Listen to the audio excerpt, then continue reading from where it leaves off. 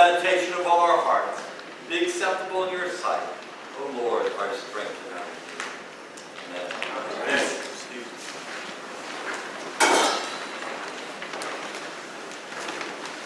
Creating a new community.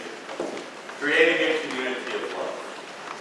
In today's gospel readings and also in the Old Testament readings and the Psalms, there's a thread that goes through all of these readings. Ecclesiastes says, vanity of vanities. You try to reach up for yourself all these goods and all this stuff. And guess what? You're going to die. And by the way, when you die, you cannot take it with you. But it's funny. Bill Feist said to me the other day, I'm going to take it with me. I'm going to stand out there at my funeral and everybody's going to drop my dollars in there. And I said, well, when that happens, we're going to take it up. He's like, you know, it is a lie that's being told in the world today that those who die with the most toys win. You see that bumper sticker? Those who die with the most toys win. Greed. Every reading today, even the Colossians reading says, greed, which is idolatry. Greed is the heart of people that don't think about their neighbors. In today's gospel, Jesus tells a parable of a rich man who has been richly blessed. He's got an abundance of harvest. And I want you to notice how many times he uses that personal pronoun, I, in that story. I know what I'm going to do. I will tear down my barns, and I will build bigger barns. Why? So that I can put all my stuff in my bigger barn, and I can drink, eat, be merry, and relax, and not have to worry about anything. You see, what his sin was, that instead when he got that abundance that happened to him, he didn't think, how can I bless others? It was about him. Now, for 2,000 years, I think humans are like that. I know I am. You know, you get a windfall of money, your first thing you think of, man, I can pay that bill off. Right? If you got kids in college, you're thinking, woohoo! I'll pay that college bill, right? Right, Chuck? Right? Somehow. Amen. So you get this money. How many of us think, how can I bless somebody with that? The sin today, in today's parable in the gospel, is that he never thought about someone else. He thinks he's the reason why he got blessed. Amen? He thinks he's the reason. My heart is heavy today.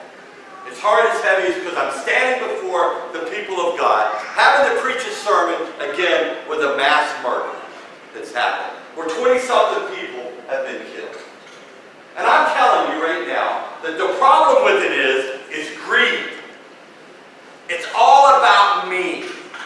It's all about me. I don't care how you think. I don't care what your life is like. You are angering me. And because you're angering me, I'm going to do something about it. We have a country today that is angry. Amen? Angry.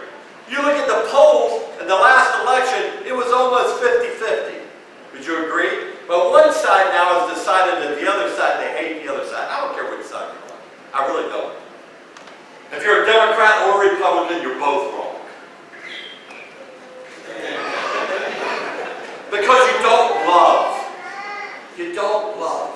Christ is calling us to be a different community. He's calling us to be different. In a minute, we're going to bring Colton up. And we're going to baptize him into this church. And I hope that Colton's heart and the people that are around him, because all of you are going to make promises that you're going to uphold this child in the way he should go. That you would teach him to love. Teach him to love. Teach him that when he disagrees with somebody, that he stays in communion with them. I told the church at 5 and 8, for God's sakes, quit watching Fox and CNN. I mean it. Because it does nothing but make people angry. We're already angry enough. Angry enough that we can take a gun and just take people's lives. Take their lives for no reason. Why? Because because God's love is not in their heart. Amen? We have come for over 320 years at this church. We have come here to baptize, to say those baptismal covenants, that we're going to seek and serve Christ in all persons. We're going to love our neighbor as ourselves. We're going to respect the dignity of every human being. You will promise that. If you don't want to do that, then you can leave. Because that's what you promised to do. We promise to be a community of love. A place where greed does not make us hurt. A place where we look, I told 8 o'clock, I said, Lauren and I have some great conversations. She's a totally different generation than I am. We do not see eye to eye on a lot of things. But I love her. I love it. Because we're going to sit there and we're going to have conversations and be in community. Why? Because that is what Christ is doing. I asked at 5 o'clock and 8 o'clock, find someone who you politically disagree with and learn to love him. Learn to love him. When we got this point in this country where we decide if you're a Democrat, all Republicans are not patriotic. Or if you're a Republican, all Democrats are not patriotic. It has to stop. And let me tell you where it's going to stop. It's going to stop right here. There's going to be a revival that happens right here in St. James where we're going to change the world because we're not going to be like them. We have to do this for him. Can you imagine the world he's grown up in? Do you hear me, church? Do you imagine? By the way, Mom and Dad can't do it all. Amen? You can't.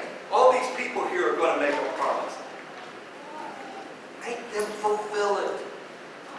Dale, raise your hand. This is Dale Pennepacker. Dale's the treasurer of this church. He's a star. There's nobody more salt of the earth than Dale Pennepacker. Dale, if they want to call you at 2 in the morning, can they call you? Yes. Why? Because he's making a promise. Because his life means that much to us. Kathy, raise your hand. This is Kathy Lahaki.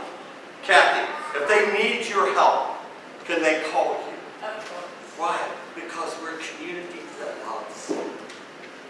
Amen? Ira, can they call you anytime? By the way, you got that one there and one in college. You've already been through that. She knows. And it's hard to love sometimes, isn't it?